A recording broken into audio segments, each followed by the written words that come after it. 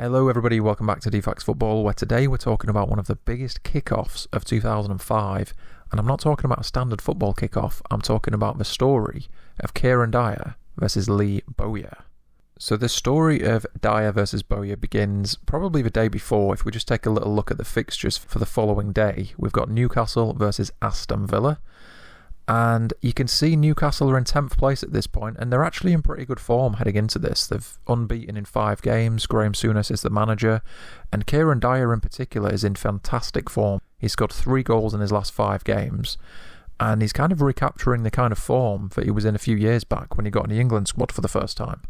And there's Aston Villa, level on points with Newcastle, but they're in 11th place. And just to show you here the Newcastle squad, obviously number 9, Alan Shearer, is the main man. He's the captain. Shay Given's in goal. Nicky Butt's in the team. Bellamy is actually out on loan at Celtic at this point, so he probably shouldn't be on this graphic, but I'll keep him there anyway. Patrick Kluivert is in there. A very young James Milner is in the squad. And obviously Dyer, number 8, and Bowyer, 29. Stephen Taylor, number 27, another youngster at this point. We're going to come back to him in a second.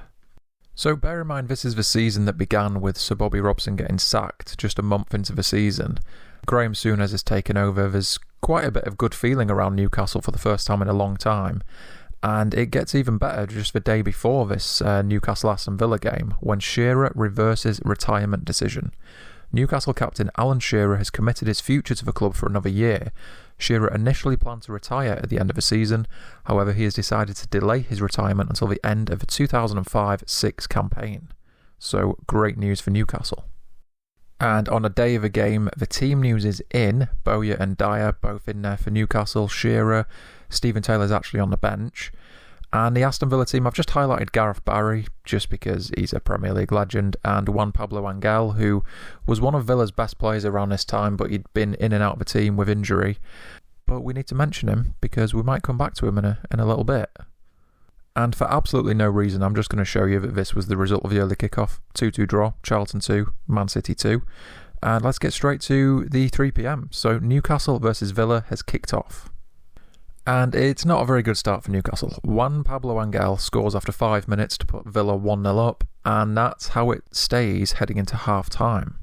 7 minutes into the second half, Graeme Souness brings on Stephen Taylor for Andy O'Brien, and he probably, looking back, wishes he never did that, because this led to one of the most bizarre moments in the history of football.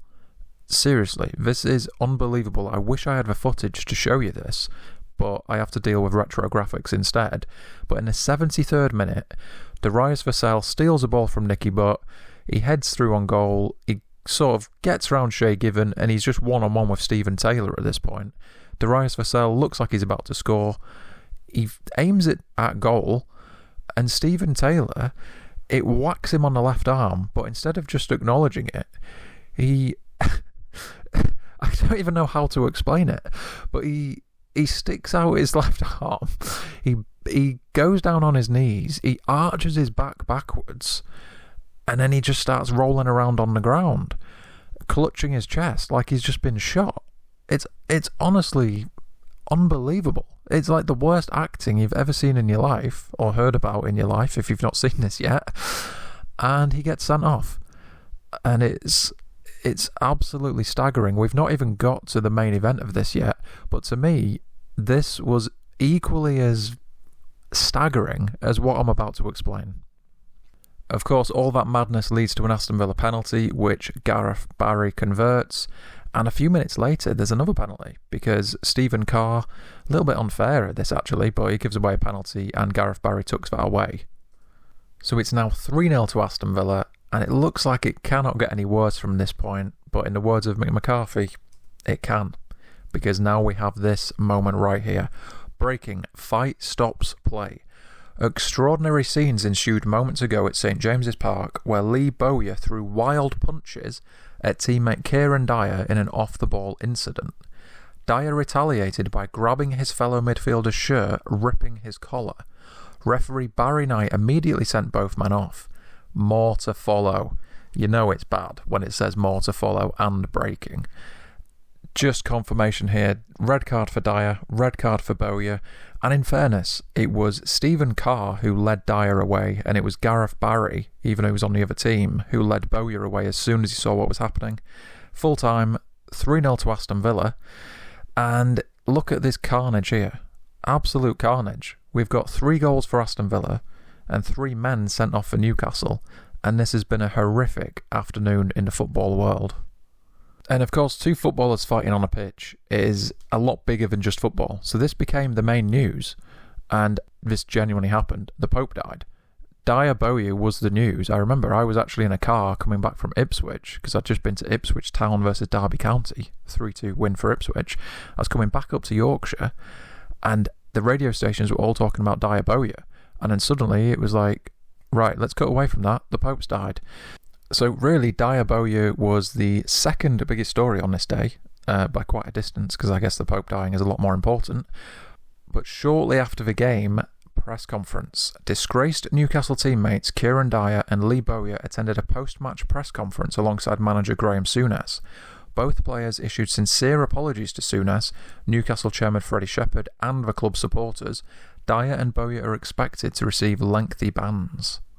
And the headlines just kept on coming this evening as well, with Bowyer is indefensible, the quote from Souness. Newcastle manager Graeme Souness says Lee Bowyer was to blame for today's brawl, not Kieron Dyer. I think Lee Bowyer is indefensible, Souness told reporters. I think he is guilty, as the pictures show, of throwing more than one punch. The dispute stemmed from Bowyer getting frustrated at Dyer for failing to pass to him on more than one occasion. And a few weeks later, we have this headline: Bowyer banned. Newcastle's Lee Bowyer has had his suspension extended to 7 matches by the Football Association. Bowyer has also been docked 6 weeks' wages and fined £30,000. Kieron Dyer only received a 3-match ban. And this really is because, as Souness said, the replay showed Bowyer was the one swinging the punches. He was the one sort of instigating all of this. And Dyer, I think even though Bowyer walked off and looked like an absolute wreck because his shirt had just been ripped, Dyer was the one who was trying to, hold Bowyer back to stop them having this brawl.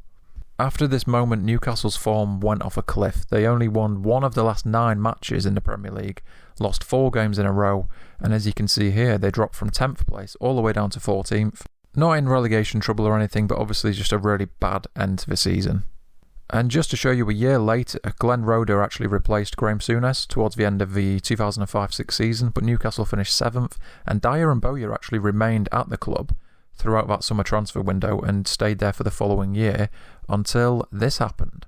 Lee Bowyer joined West Ham from Newcastle, but this was not the end of the Dyer Bowyer story, not by a long shot actually, because we have a legal matter to take care of. Bowyer pleads guilty is the headline. West Ham midfielder Lee Bowyer has pleaded guilty to using threatening behaviour towards Kieron Dyer. While the football world has moved on from the on-pitch drama, Northumbria police launched an investigation after a member of the public reported the incident. Bowyer appeared at Newcastle Magistrates Court, where he was fined a further £600 and ordered to pay £1,000 costs. I'll just say at this point, this seems a bit ridiculous to me. I feel like the FA dealt with this, Newcastle dealt with it. Bowyer's solicitor even said Dyer and Bowyer are friends now, it's all sorted. But because a member of the public reported it, this dragged on for another 15 months, which I think was really unnecessary. And this was clearly just one of those things that happened on a football pitch, because look at a year later, Kieron Dyer only goes and joins Bowyer at West Ham, joining West Ham for £6 million from Newcastle, and they become teammates again, which is insane. I mean, look at the squad list. Bowyer and Dyer reunited. The 2 men who history would have you believe they hate each other actually were on the same team, and it was all a big scuffle about nothing, really. And just to sort of complete the Dyer Bowyer story, both of them had quite injury-hit spells at West Ham, not the best times for either of them, actually.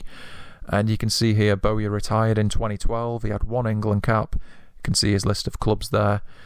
And then Kieron Dyer the following year retired, 33 England caps for him, retired in 2013. And that sums it up. That's your story of Kieron Dyer versus Lee Bowyer, and how, I don't know if I'm perfectly honest what other people think about this, but to me, growing up, this was like the biggest football fight of all time. It was unbelievable when this happened. especially with Stephen Taylor, to have that drama thrown into it as well. But looking back, it's not really that explosive. I don't mean to play down the entire video I just created, but it's not as explosive as what people would think. Like, if you look back at the footage, you think, God, these guys hate each other.